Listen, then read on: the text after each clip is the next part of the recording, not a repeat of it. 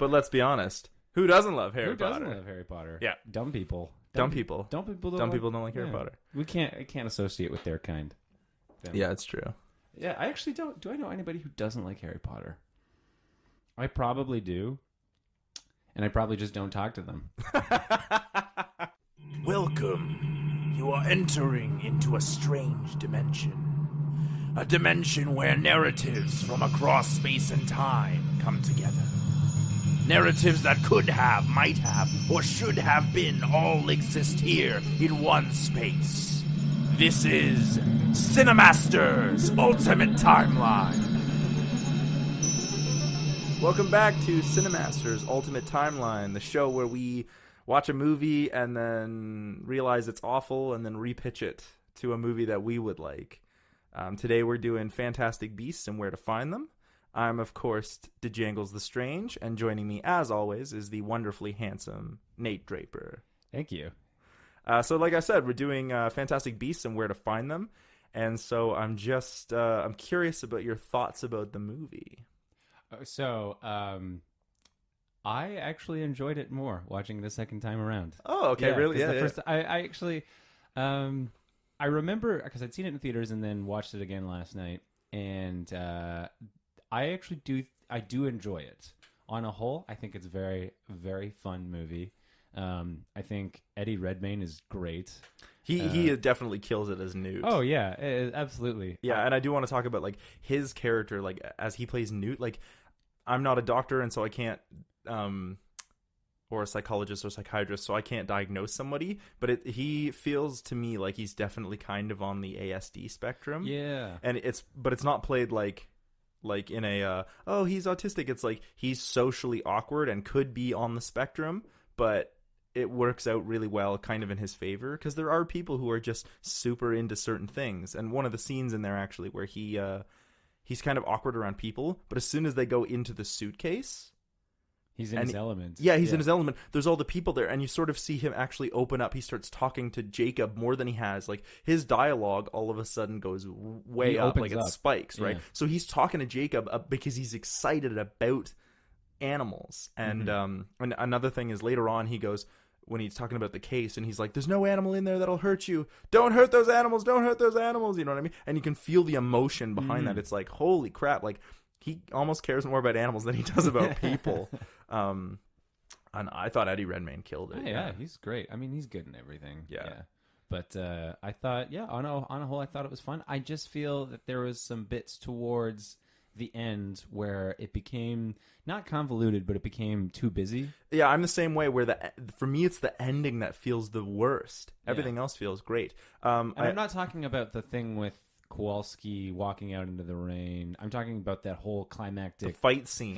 I'm the same way. Yeah, well, and I want to get there because I talk about it. I think I may have come up with an alternative as to how that might have worked. Me too. Okay. I'm the same way. So I also wanted to ask two things about this movie. A is, did you know that going into it, did you know that it's going to be 5 movies? I didn't know going into it, but I looked at it again and was actually surprised to find that. And then I also saw Jude Law is rocking Albus Dumbledore. I know. I'm really excited about that. Corduroy vest. Because I really enjoy Jude Law. Yeah, he's great. But no, I wanted to ask you, like, if you knew that this movie is not a standalone. It's actually set up for a 5-rilogy or whatever you want to call it. Because originally it was going to be a trilogy. Cinquintilogy. It's going to be 5 movies. And I wanted to know if you knew that a lot of that movie was actually set up. Yeah.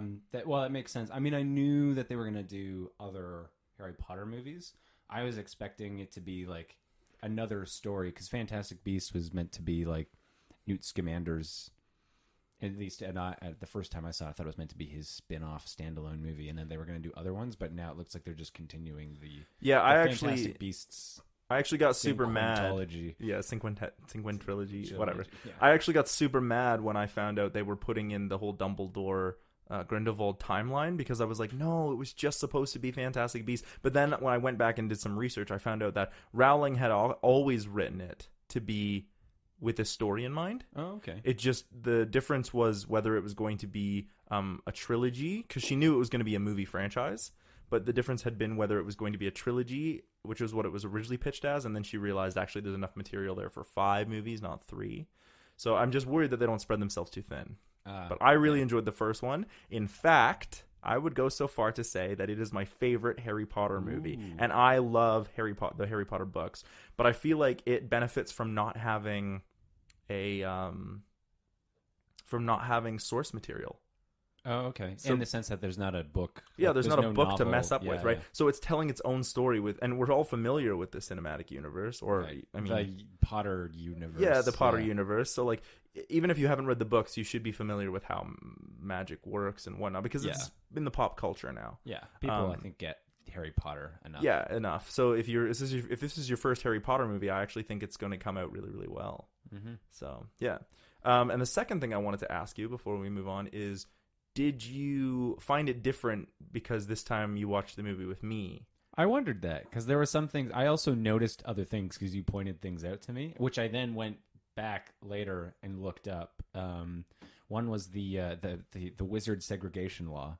Yeah, Rappaport's law. Yeah. So that was something I didn't realize that there had actually already been a history built around it, which was really fascinating to me. It is super fascinating. So I think the movie doesn't require you to know that, but it's definitely beneficial. Yeah. Well, one thing that occurred to me, I think that you appreciate the movie more if you, I mean, and this would go without saying, but I think it plays a lot better for people who know the universe, just because there are so many little things that they are winking at that happen at other parts of the universe, like the whole thing with Grindelwald. Yeah. Like, you won't get the significance of his character unless you've read, or do they talk about him in the movies? I think they must.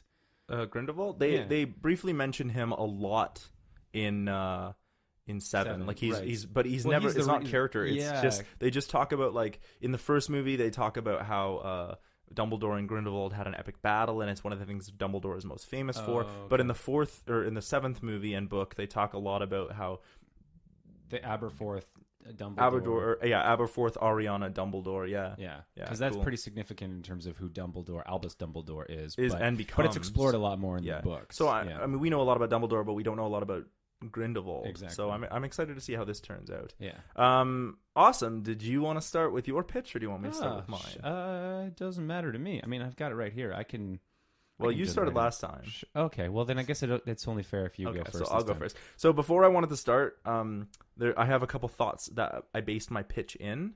So these are just sort of thoughts that I talked about but didn't do anything with the pitch. I just wanted them to be said.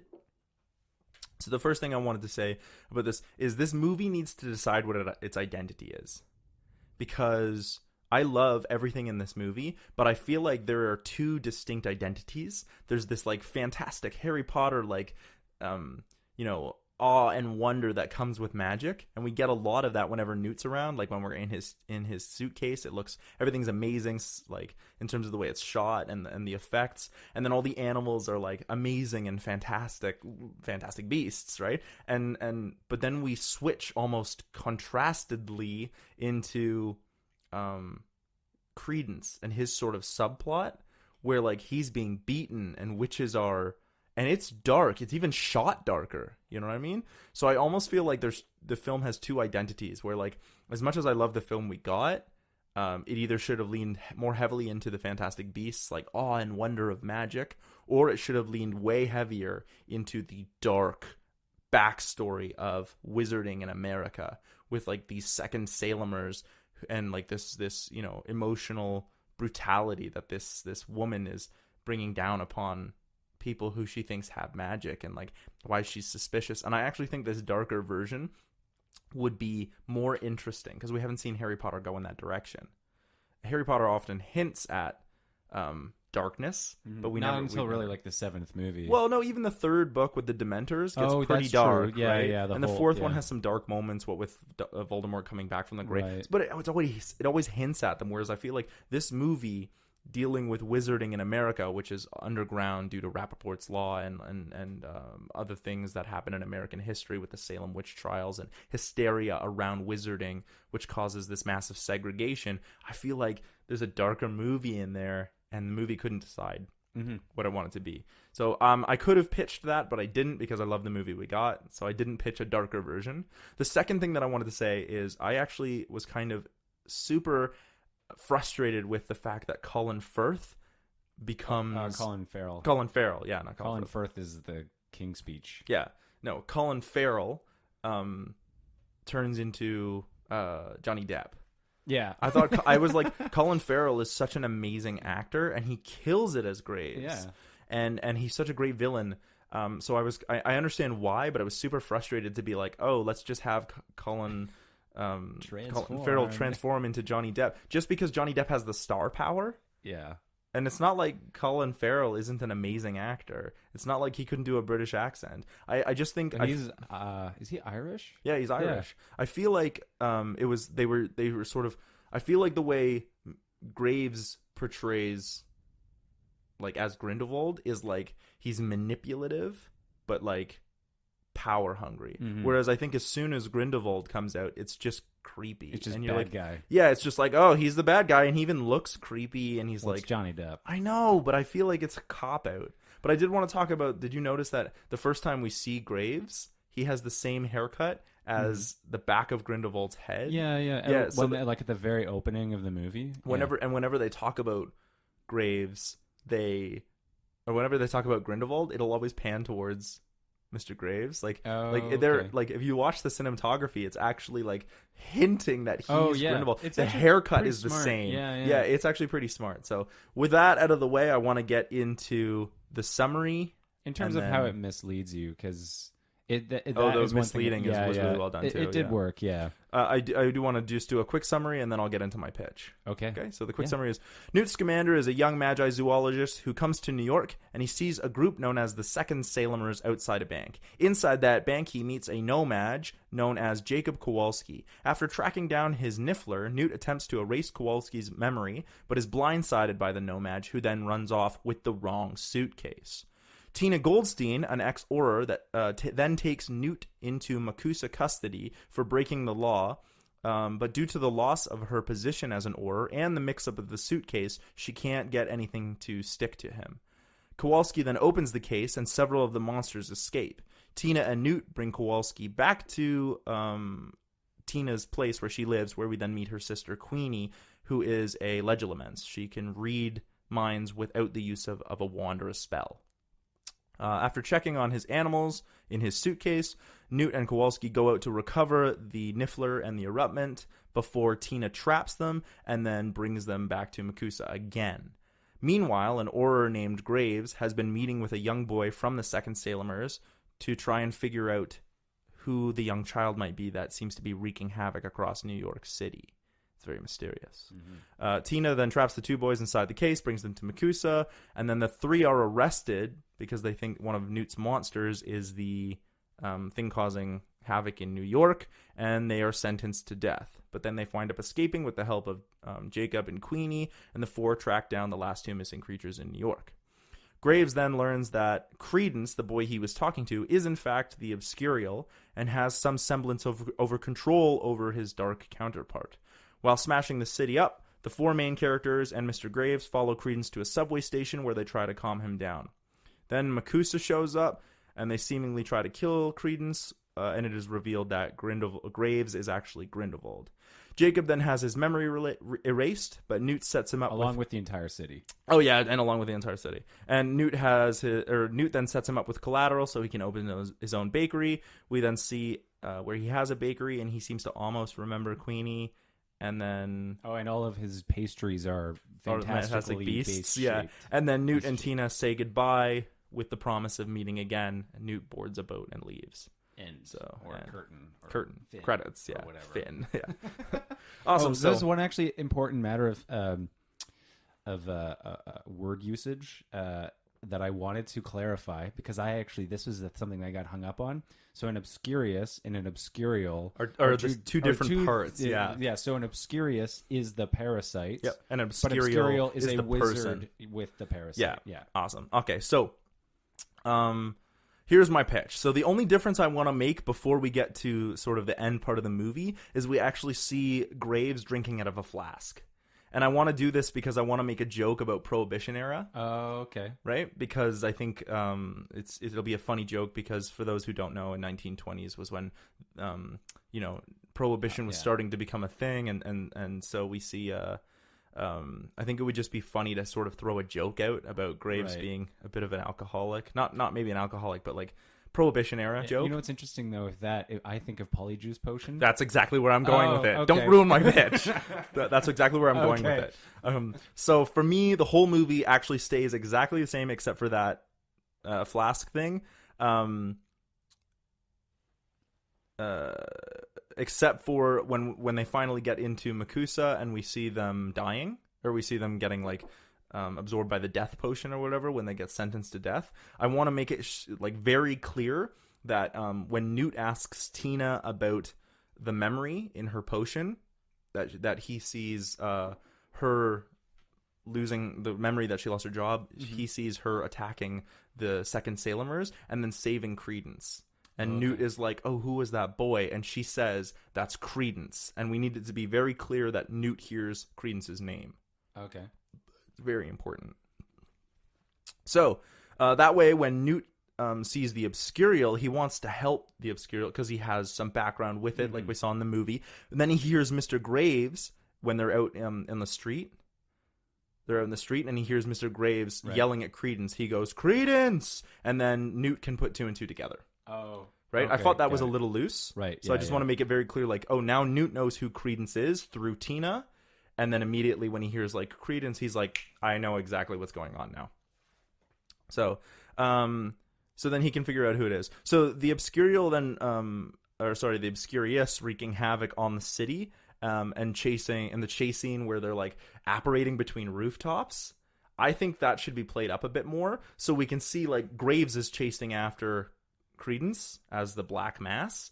Newt is chasing after Credence as the Black Mass, and they're both apparating across rooftops as they're like running along, shooting spells at each other. Like, so they're battling each other, but both trying to keep up with Credence. Right. I think that would just be I think they touched on it, but I think it would be a more epic There was scene. a lot more potential with way more potential. So that's one battle that I want to do. Yeah, I just think the apparating across buildings while shooting spells, like just like woo, woo, woo, woo, like so they're battling each other but chasing Credence as he destroys parts of the city. So finally, when they chase Credence down to the subway, Newt wants to approach Credence, so that scene works out fine. But when Graves shows up, I felt like the battle between them was lackluster. Like, if you remember in Harry Potter, every time somebody shoots spells, they're like different colors depending on the spell they're shooting. Mm-hmm. All of Graves' spells are either blue or he just starts shooting lightning. Yeah. The only difference is like he like waves his hand and the track moves. Mm-hmm. You know what I mean? But I feel like there should be more variation in his spells.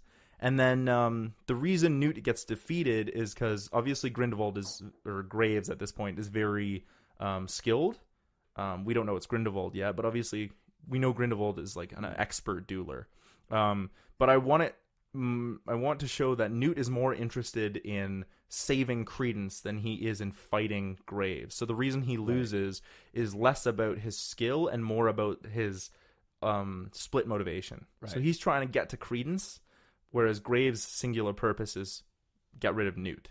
And that's why we get that whole thing. Yeah, so then Credence starts freaking out.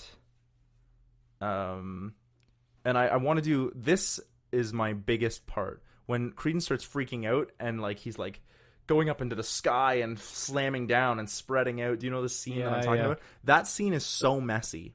And I don't know whether it's just shot poorly or edited poorly. Well, the geography of what's going on is a little hard to follow. And also because you're following these giant black masses of gas. Yeah, so for me, I feel like there should have been a bigger battle where all of a sudden it's like Graves is trying to control the angry Credence, whereas Newt is trying to help Credence. But now all of a sudden, because Credence is angry, he's fighting for his life. And I feel like even though it's a black mass, because the Obscurious is literally like dark magic come to life, I feel like it should, like when they shoot spells on it should be able to control the magic a little bit.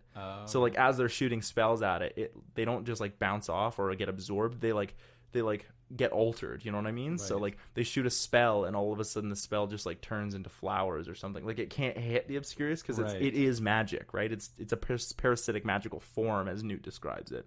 So I feel like more could have been done with that to make it seem like they can't touch it except for maybe Newt talks about a particular spell that he uses to contain the obscure. You remember how it's contained in that bubble that he has? Yeah. So maybe he's like, oh, I found a spell that can contain it, but doesn't that's what kill he's trying to do. And right. well, he's not even trying to do that yet because he's trying to talk to Credence first. Right. And now he's fighting for his life. So it's a complicated spell. Maybe he doesn't have time to get it off. Right. But I just feel like that battle scene was really poorly shot. And way too fast. Yeah. So we get this epic battle. Then Tina shows up, tries to calm down Credence, but then Makusa shows up, and Credence gets spooked. As soon as Credence gets spooked, she shoots, or they all shoot, like he's about to go crazy again. They all shoot him maybe with this spell that Newt was talking about, and they kill Credence, seemingly. Because I don't think Credence is dead at the end of the movie. We don't actually know. We don't know. Yeah, it looks like he escapes. Yeah. Yeah, it's hard to say. I think that it looks like they kill off Credence. So Graves is now super angry because he just lost his goal. His goal is to control Credence. So then he turns to Newt, who is the closest target, and performs the Cruciatus Curse, which is an unforgivable curse. This gives him away. So I feel like Graves is an actual person. So he loses his temper? He loses his temper and goes, Crucio on Newt, and Newt starts screaming in pain, and everyone's like, well, hang on, the Auror that I know as Graves would never do that. Right. That's not Graves. And then it's revealed that the polyjuice potion in the flask, he's been taking on Graves' personality, and it turns out to be Grindelwald, which I think just works better in terms of the Harry Potter universe. Like the use of polyjuice potion is a huge throwback. So then Newt, knowing that none of them can defeat, like basically Makusa's like, oh, attack, so all the Aurors attack, but of course Grindelwald is an amazing duelist, so he starts like, the Aurors are falling left and right. Nobody can keep up with him. Newt, knowing that none of them can keep up with him, opens his case and asks Frank for help. Frank is the Thunderbird for anyone who doesn't remember. Okay, so instead of just having Frank at the end to help with the rain, the memory loss, now we have Frank like flying into the open air, like through the top of the subway, and he causes a storm. So now Frank is like swooping down at Grindelwald because he's this Thunderbirds are this massive magical beast. Is it Grindelwald or Grindelwald? It's technically would be Grindelwald because he's like, it's implied that he's German or Austrian, right? So sorry, that was just okay. So sorry if I go back and forth, That's okay. But yeah. So now we have Frank swooping down on Grindelwald. Plus, because he can control storms, we have lightning striking at Grindelwald and all the Aurors. Now they feel like they have a chance, right? You know what I mean? They finally, under the weight of all the magic, Grindelwald finally falls. Got it. He's not dead, and it's like barely, and there's a bunch of dead Aurors around him, but he finally falls. Right? They finally have him under control. And then he turns into Johnny Depp. Then he turns into Johnny Depp, yeah. Oh, so he's already turned into Johnny Depp. Well, either way, they know he's Grindelwald or they know he's a bad guy, but then they can use Revelio and reveal that it's Johnny Depp. Got me. Yeah. I'm Johnny Depp, yeah. Then Newt asks Frank to help with the venom, and Frank causes a rainstorm using the venom. We get that whole mind wipe thing. When we say goodbye to Kowalski, I want to end it with the rain scene. I think that scene is beautifully shot. So we don't see the bakery. We don't see him get collateral for the bakery. We just see him wander off into the streets of New York. We get that amazing scene with Queenie under the umbrella, kiss him, walk out of the scene, and then he opens his eyes and they're just gone, and he's sort of like, what? And then we sort of see him wander off into the streets of New York. That's the last time we see Kowalski in the whole film. Right. After that, we get the scene where Tina and Newt say goodbye, implying that there will be time to see them in the future, and that's the end of the movie. Roll credits. Nice. And so for me, I think we spent too much time with wrap up in the original movie. Okay. Like the whole getting the money. Yeah, they do the Kowalski scene where he leaves in New York, like down the streets of New York. Yeah. But then we also see him get collateral. Then we see him in his bakery, and it's like it feels too much like a finality for Kowalski. You know what I mean? Like, right. Whereas we know he's going to be in the sequels.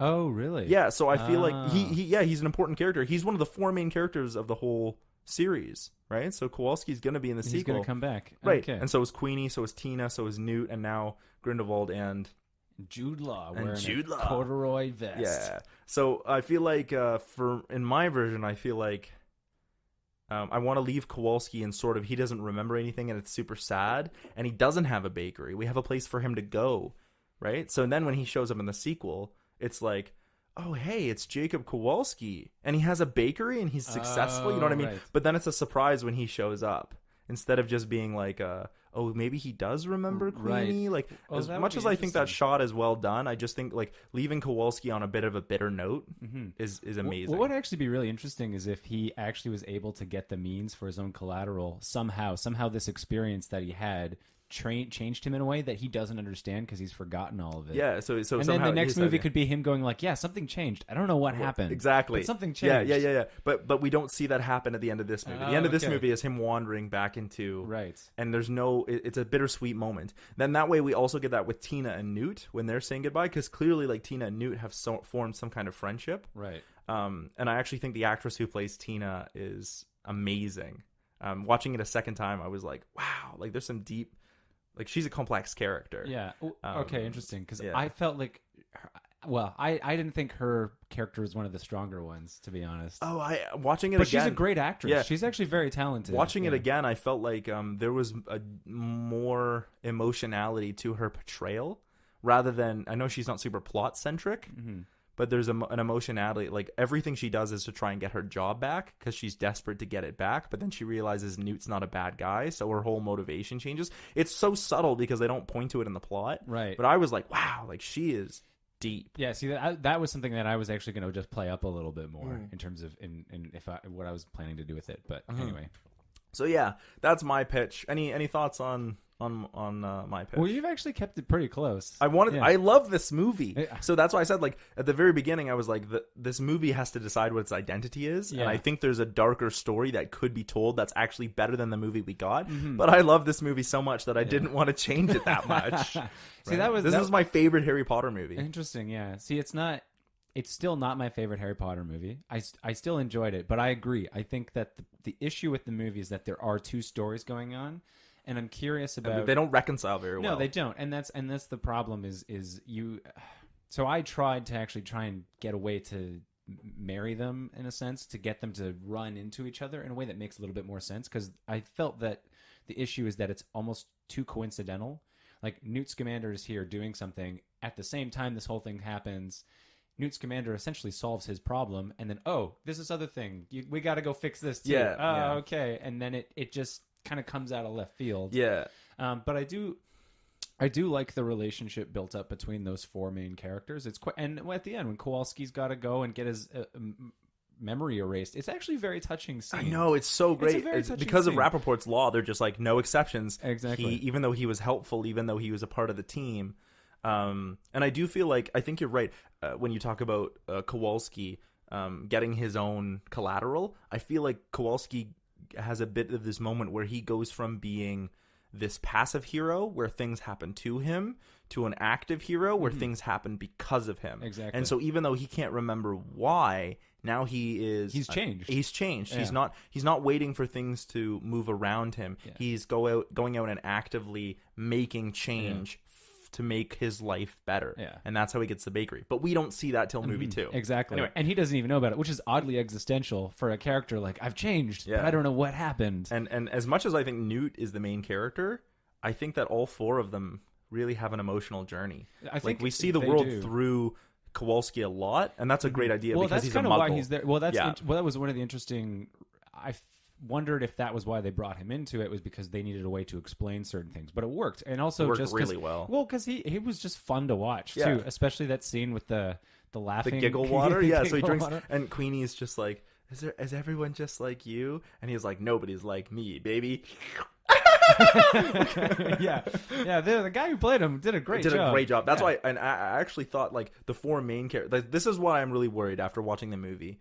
I'm really worried that the sequels are going to focus less and less on Newt, Tina, Queenie, and Jacob, And more on Dumbledore Okay. and Grindelwald. And I'm torn because it's like, why not just have a separate movie for Dumbledore and Exactly. Grindelwald and keep going with, because like there's so much character potential in those four characters, and I feel like even in this movie we spend too much time on Grindelwald already, like his Yeah. setup to get to, so we lose Tina and Queenie. Like Tina and Queenie are both sort of just like female archetypes almost. Yeah. I mean, like Queenie is a super interesting character. What with Well, being she a had light a lot of element. potential too. Amazing. And Tina's super interesting, being a career-oriented horror in the 1920s. Exactly. But I feel like because we don't get enough character development from them. Well, yeah. because I think one of the problems with the movie is that it suffers from too many characters, and so the potential that you would have had with them is just lost due to the fact that there's just not enough time. And so I have no doubt that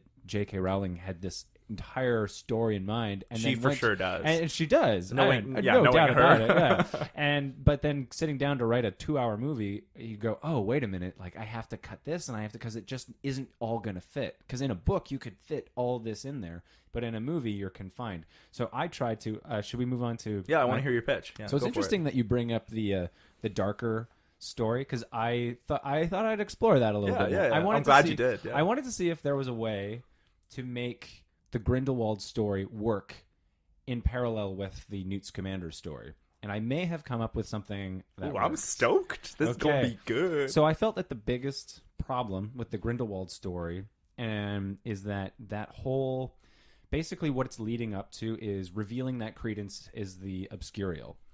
That's the real mystery. That's the real mystery. The problem is that whole story is just to set up a twist, only to set up another twist that, oh, it's Grindelwald. I felt...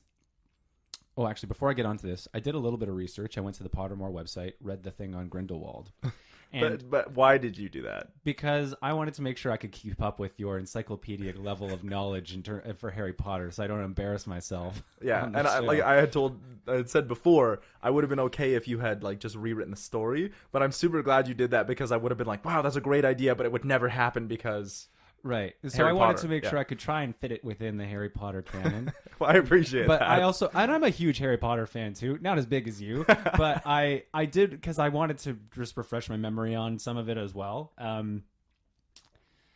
Anyway, so with Grindelwald, on the Pottermore website, there is a blurb where it talks about him meeting Credence, and him trying to use Credence to expose the Ministry. Now, I felt like in terms of how that was actually done in the movie, it missed some of that. And I thought that is a much more interesting direction for Grindelwald's character. And so I thought, what if he actually knew Credence was the Obscurial? And all along, his plan is to actually have Credence explode. And he's actually using Credence the whole time. And that is doesn't tell Credence. And I thought that would make him an even more sinister and even more terrifying villain. The other thing that I thought was interesting about Grindelwald is he has this saying that keeps coming up, for the greater good. And I thought if his motivation, because at the end of the current Fantastic Beasts, he says the whole plan kind of goes sideways for him, and then he goes, but look, this law, who is it protecting? It's protecting them and not us. And it's played more like we are better than them and we deserve protection. I thought, wouldn't it be interesting if instead it's, this law is protecting nobody. They're getting hurt, and we're getting hurt. This whole thing needs to change. Yeah, because they do kind of talk about that in the 7th book of Harry Potter, where they talk about how Dumbledore and Grindelwald kept talking about for the greater good, as in we would rule over the Muggles for their own good. Mm-hmm, exactly. And, yeah. And I feel like that would be his ultimate position. But it's not played like that in the movie. In the movie, it's played, we're better than them. I thought it'd be more interesting if his position is, no, this law is wrong. And so his way of exposing it is he's going to use Credence, but his motivation is, I am using this child for the greater good. And I felt that would just tie into his character more. And I felt making that simple switch would give that plot, that B-plot, more prominence, and it would actually make it more purposeful in the context of the greater story. And it makes Grindelwald way more sinister. And it makes Grindelwald way more sinister and more interesting, too. And I felt that was the biggest... That is my biggest suggestion for how to change the movie, is instead of making it so that we don't know who the Obscurial is, Credence is the Obscurial. And we have this character, Graves, who's spending time, who's going and meeting with this kid and trying to teach him how to control his power. And at first we're like, oh, Graves is trying to help this child. And he keeps saying, and then Credence would keep saying, why am I still here? You said you could help me. Why haven't you helped me yet? And Graves would say, I can't yet because people would be too scared of you. And at first you think Graves is trying to help him, but then after a while you realize, oh, he's just using Credence. So as an audience, would we know that Credence is the Obscurious? We might not know he's the Obscurial. We wouldn't necessarily know he's the Obscurial, but we would know that he has magical ability. So like we could almost say like, oh, you're a squib, or maybe not even a squib. Like maybe he's just has magical abilities, but it was never trained, something like that. Well, I actually would go as far as to say that he knows that he's exceptional in his ability. But Graves says you have to stay hidden because the wizarding community would be terrified of what you really are. So as an audience, we don't know he's the Obscurial. We don't know he's the Obscurial. Graves knows he's the Obscurial, but we think that Graves is trying to help him, but only really to actually be trying to build up his power so that in the end Credence can explode in front of the entire city, and then Grindelwald can reveal himself and go, look at what happens when we have these laws in place. We have to change this. Or look at what, even to go further into, because what causes an Obscurious and an Obscurial is when a child represses their magical ability. So like, look what happens to our children. Exactly. So he makes it look like he's the good guy, like we need to repeal the law, when actually he's the bad guy who caused this to happen. Exactly. Brilliant. And that's how they end up.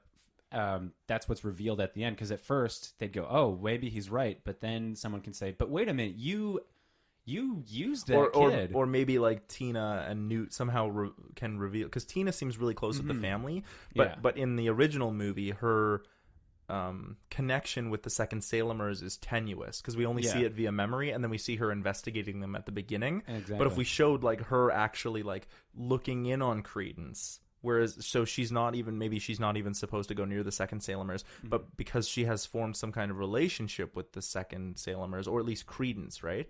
So she keeps checking in on Credence to see how he's doing, and he's like, oh, I've got help from somebody else. Exactly. And then she's like, who? Well, here's another thing. I was actually thinking, so for Tina's character, I thought there was another more interesting direction to take Tina's character, which was that she is maybe one of the first people in New York to mention there's this thing called an Obscurial, and people are scared of that, and they shut her down and they say, no, you're crazy. And that's how she gets demoted, is not because she was incompetent, or, well, in the movie she gets demoted because she was somewhere where she wasn't supposed to be. Well, she attacked a muggle, a nomad, right? Because he was to defend. She was beating anyone, right? Yeah. And so, but my thinking is she actually gets demoted because she's the one who's speaking the truth, and people are afraid of that. And which goes actually with the rest of the Potter universe. This is what happens in the fifth. Yeah, when people speak the truth about Voldemort, they get shut down and called crazy. And so this happens in this instance too. And it's like a thematic throwback. Exactly, it's like a thematic throwback. But Graves defends her. Graves actually goes, she might actually be, well, he doesn't say it publicly. Okay, but he goes to her privately and goes, no. I think you might be right. Tell me more.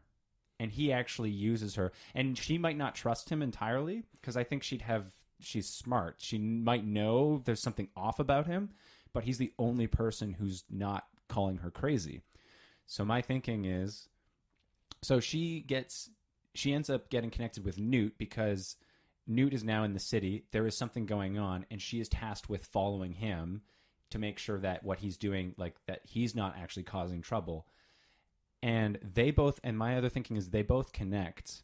It'd be more interesting if they both connect, because they both feel misunderstood. Like left out. Like almost like how they hint at Lena Lestrange, how they were both sort of outsiders at school. So now if because Newt's always an outsider, and Tina is now she's an outsider because of her thoughts on the Obscurial, then exactly. And this, I think, is how they should both bond. And one thing I do like about the movie is that they're both awkward people, and I thought that was a nice connection that they had. But I thought it could have been an extra level where what they see in each other is we both feel like outcasts, and so she starts spending time with him and recognizes this about him, but then she sees that he has an Obscurial, and she goes, this is dangerous to have. You can't have this here. And he explains, like, no, I'm trying to study these things. So my thought was, then she asks for help? Well, she actually tells Graves, oh, this guy has an Obscurial here. Thinking, she doesn't know who else. Obscurious, thank you. Yeah. She doesn't know who else to talk to about it. And Graves is the only person who's defended her, so she goes to him thinking that he'd be able to help out. And he ends up arranging for Newt's arrest. and she actually instead of betraying Newt intentionally, she betrays him accidentally, and then has to go and fix it. Yeah. And that would be essentially the other change that I would make. Instead of her taking the suitcase into the ministry, it's she talks to someone, not knowing else who to talk to, and then only later discover, oh, that's actually Grindelwald. Yeah. And because the other thing I felt that was lacking too with the movie is he gets the Obscurious, but then kind of discards it. Like, it doesn't necessarily help him with his plan with Credence. What do you mean? Oh, he has the Obscurious in the case. The case, yeah. And I thought Grindelwald should actually, when he hears about the Obscurious, you use the audience, think, oh, it's Graves. He's trying to protect everyone.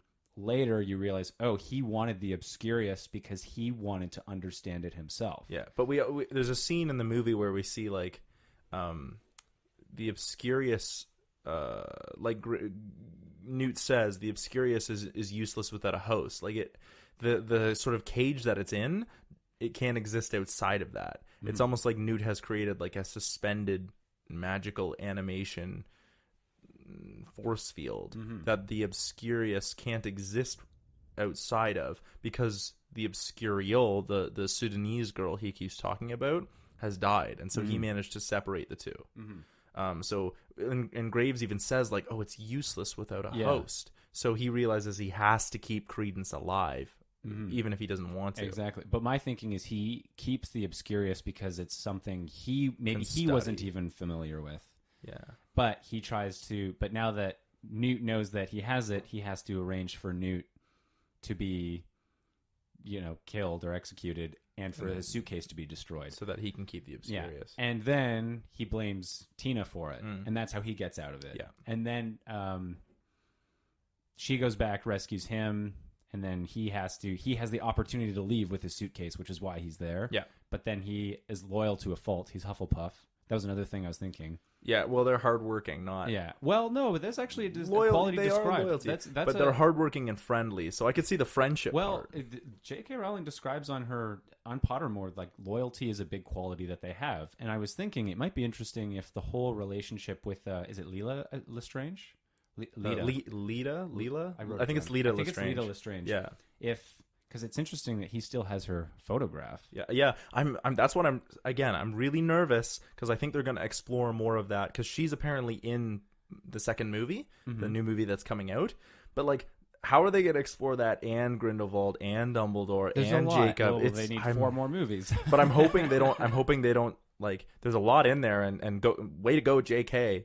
But like, I'm hoping it doesn't get too convoluted.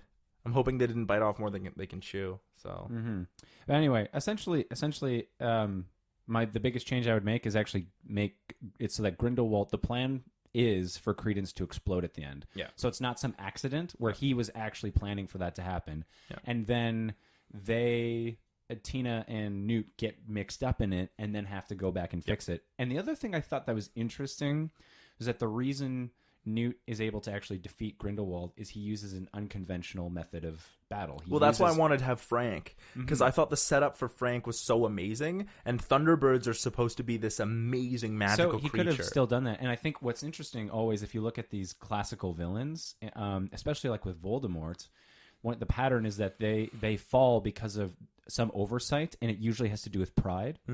And so I think... And for them, it's almost like the most embarrassing thing would be to be defeated by something that they saw that's beneath them. That's beneath them. And that's very Voldemort. And that's very Voldemort, and that would be very Grindelwald, too. Yeah. And so he would only know magic, but using these beasts to fight Grindelwald would also be why Newt is able to defeat Grindelwald. But I wanted to use Frank because I just think Frank could work for that. But I just think he's more cinematic. Like for sure. So for somebody who's an amazing Auror, imagine them trying to fight a storm.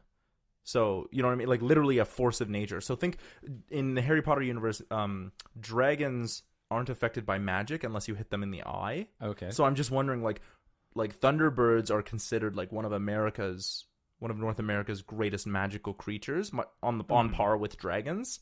So like, what do Thunderbirds have? You know what I mean? Like, there's phoenixes and there's dragons that we've already seen. So what does a Thunderbird have? And maybe explore a little bit more of that. Like, clearly they can cause rain storms. They can cause lightning. You know what I mean? Like, I want to see Grindelwald fight a Thunderbird. That was what I was going for. Oh, okay. Whereas like the Aurors are just getting in the way of Frank, and that's what I was going for. Oh, okay, yeah. And then the other idea that I had too, I had one more other small idea in terms of connecting Newt and Grindelwald a little bit more with this idea of for the greater good. Mm-hmm. Grindelwald's position is he is willing to use other people for the greater good. Newt Scamander might not. And here's a thought that I had about Newt Scamander and it was a Sudanese girl who died. Yeah, the Sudanese girl who he had studied. My thought was build a little bit more into that, where he goes to study this Sudanese girl, sees that she's dying, sees that she has an obscurious, and knows that she's going to die, knows that she's going to wreak havoc before she dies, and knows the only way to stop her is to actually kill her. Ooh. But he can't do it. Yeah. He's like, I can't do it, but I know this is going to go bad. So in Fantastic Beasts, one of my ideas was that you would have a scene where it'd be like he's in prison, kind of like how he explains it in the current movie, but he explains, I saw this happening, I knew how to stop it, the only way I could have stopped it was to kill her, but I couldn't do it, and she ended up dying a very painful death and destroying an entire village. Yeah. And that would be how you connect him with and Grindelwald. Like, so for the greater good, whereas Grindelwald could kill him. For Grindelwald is willing Newt to cannot, do. Newt cannot do that. Yeah, that's an interesting idea. Yeah. So my only thing about your pitch, and I really like everything you've done thematically, but my only problem with your pitch is Tina knowing about an Obscurial and an Obscurious is unlikely, right? Okay. Because she, as the president of Makusa says, there hasn't been an Obscurial or an Obscurious in the States for a long time. There's no way it could be. Right. And it goes, and Newt goes, he looks and he's like, no, that's what it is. Don't pretend.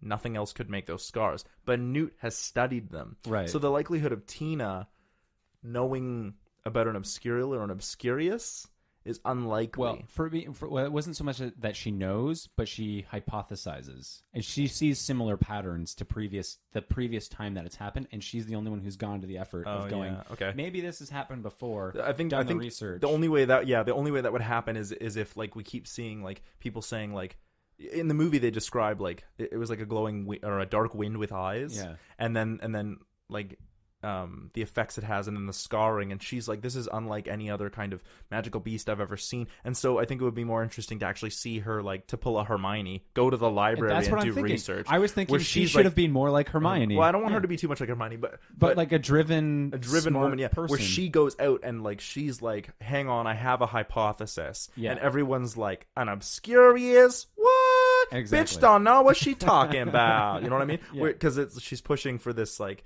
this crazy hypothesis where everyone's like, no, Obscurials and Obscurious don't exist anymore because that doesn't happen in they're so big minded. Like the 1920s is all about, you know, progress and moving forward, right? Mm-hmm. For the Muggles, the No-Mages, but for the Wizards, it's all about hunker down, don't be found, right? Yeah. Preservation. So what we get is these sort of two things playing against each other, where she's like, hey, I have this hypothesis about an Obscurial, and everyone is like, no, there can't be because that would ruin everything. Yeah. And so that would make sense, but we'd have to see her do the research. Exactly. It couldn't just be like, oh, I know what it is, because that makes sense for Newt, but not for Tina. Exactly, and that's why I'm saying she would have done the research, and maybe we'd show it if it was a TV pilot. Yeah, back to TV shows, because we would have the time for it. Yeah. Okay, so like now that we've both done that, I wanted to ask about your closing thoughts on the pitches. So like I said, everything about your pitch I love. I love this darker tone, and part of me wishes that I had done the pitch that was more about exploring this abusive second Salem family relationship, because I think there's a darker movie in there that could be like I don't even know, like not a horror movie, but almost like an emotional thriller that takes place in the Harry Potter universe, which is so not Rowling's shtick.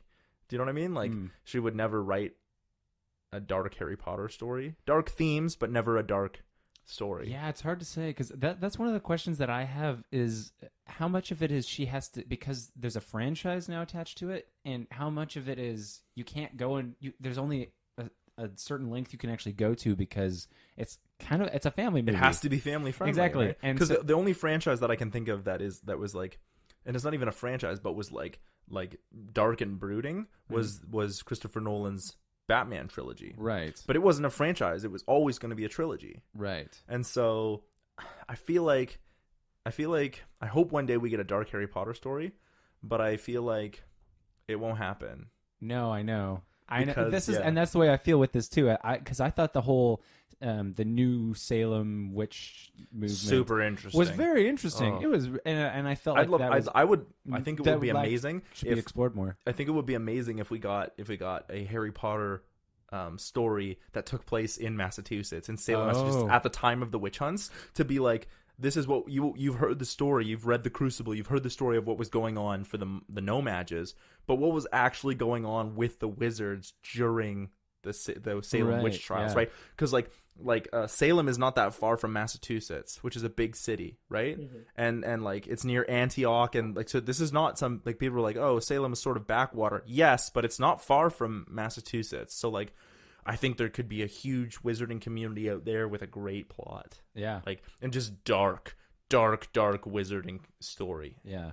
Maybe Netflix is the realm for the like dark Harry well, Potter. Well, you said we might do a pitch. You say you have a pitch. Don't spoil anything, because I think I just came up with my pitch for a dark Harry Potter movie. And I think I just came up with mine. So because I'd like to see that spoilers. too. Yeah. Okay, so let's leave that for another day. So what I also wanted to talk about was did you catch, I wonder if you caught this, what an obscurial and an obscurious means for the franchise going forward? And more specifically, what it means for Dumbledore and Grindelwald's characters. Do you understand what I'm asking? Yes, I think. Okay, so Dumbledore and Grindelwald knew each other. Yes. And in the past, they knew about Ariana. I was going to say, is Ariana? I think the implication, and I love that it never says this in the movie, but I think the implication is the reason Grindelwald is looking for credence or an obscurial in general is because he's seen the power once before in Ariana, but it's never specifically said. So I think that's one of the reasons why I love this movie. I'm like, oh my god. It all makes sense if you realize that Ariana is an obscurial. Right, which is also going back to my point where I think you would appreciate it more if you know all of that, but as a standalone movie, you're not going to pick up on those things. Unless you have an encyclopedic knowledge of Harry Potter. Which is why I thought to make it more interesting as a movie, you just have to work out some of those motivations. And just another note, as just a general filmmaking thing, I think one of the things that holds this movie back is that whole storyline is about twists. Like, ooh, what a twist. Ooh, what a twist. Yeah, you get like one. But yeah, exactly. And it's much more interesting. I personally believe, as a general rule, it's much more interesting if you know right up front what's actually going on, and then it's about the characters dealing with that. So a classic example. I don't mind a twist, but it has to be a twist that you only get once, and it has to be a twist that if you go, it has to be earned. And if you go back and watch the movie, it makes the context of the movie change. So in this movie, the twist of Graves being Grindelwald, I think, does have some rewatchability, but more in the cinematography than it does in the actual plot. Yeah, exactly. And the other twist with Credence being the obscurial isn't as interesting, I think. But again, I mean, it works. The thing is, it does work. And they always set it up so shots. It only exists as a twist, is my point. Yeah. It doesn't actually have any other emotional resonance to it, except for, I didn't see that coming. I do think it's shot really well, where Credence is always in the background, but we keep focusing on the girl. On the girl, what's her name? Charity? No. Modesty. We keep focusing on Modesty, but Credence is always in the background. And so I think that's really well done. But from a narrative perspective, it's not really a twist. It's all cinematography. Yeah. Well, but the whole idea is to mislead you. But that's all it does. It's all misleading through pronouns because the example Newt gives is the Sudanese girl and she. So then when we see the whole family, we see a young girl under 10, which fits the description. Plus, we assume it's the young girl because we just heard the she pronoun. Yeah. So the twist works for Credence, but it's not earned. But it works. It is just a twist. My thing is, it's just a twist. Yeah. There's no. It's like, oh, okay, so it's actually him, and I just think it's more interesting if we focus Grindelwald on one knows, and he's using, and then the twist is about who is this guy Graves? What is he up to? Right. And then it just makes him a much more sinister character going forward. Sets up Grindelwald better. Yeah. And I also personally, I would not have cast Johnny Depp as Grindelwald. Neither would I. And not that I have anything wrong with Johnny Depp. I think he's okay. I love the don't- Pirates of the Caribbean yeah. movies, but I would not have cast him as. I just don't think it was a good choice. I no. honestly would have kept Colin Farrell. Yeah, Colin Colin Farrell. Farrell, yeah. I think he is an absolutely He's amazing, phenomenal. and he's amazing in that movie. And to throw him away after just one movie, Yeah. kind of heartbreaking. Well, like Colin Farrell's also like a likable guy too, which is even better for villains, I think. Yeah, when well, I they're mean, just David Tennant as you haven't seen Jessica Jones, but David Tennant as, right. as Well, the he's Purple Man. He's also a villain in Harry Potter as well. Yeah, Sort but he's of. so super small. Yeah. But David Tennant as the villain in Jessica Jones, you're like, why do I like you? But also you're a horrible person, and Right. not just like him because of the fact that he's a great actor. I like him because he plays this charismatic British gentleman who's also a horrible human being. Right. Right. Anyway, I think that puts us at the end for today. Oh, right. How long was that? That's we're getting close to the hour mark. Oh, wow. So I just want to say, like, where can people find you on social media? That's at Twitter at Okay. Nate Draper. Cool. Yeah. And you can probably find me on Facebook if anyone still uses Facebook, or you can find us on Facebook at Cinemasters Ultimate Timeline. Yeah. And then if you're listening to us on iTunes or SoundCloud or YouTube or wherever, give us a like or a 5 stars or a thumbs up. And a great comment. And a great comment, And, 'cause that share it with your friends. that helps us out to reach more Subscribe. people. Subscribe, yeah. That's something you gotta And, do too. If you would like to leave a comment for something you'd like to hear us pitch, please do. Tweet it to us, Tweet or it to us, Facebook or it to Facebook. us, Yeah, just- or snail or mail it to snail us. mail it to even though us. we're not going to give you our mailing addresses No. because that's creepy. That's weird. But yeah, But give if us, you could deliver by carrier pigeon, that would be badass. but leave us a post about if you have something you'd like to see us watch and then repitch, like if it's a bad movie. But don't do The Room. No, don't do The Room. That's We're not redoing that no. movie. That movie's great. Yeah. As it is. I would not pitch a movie that is awkward or like has good ideas but doesn't Just doesn't quite land. land. Yeah. Because that's what we're interested in doing. Exactly. And then just to end off, what are you watching right now, movie or TV show that you'd recommend to people? Mindhunter. Mindhunter. Okay.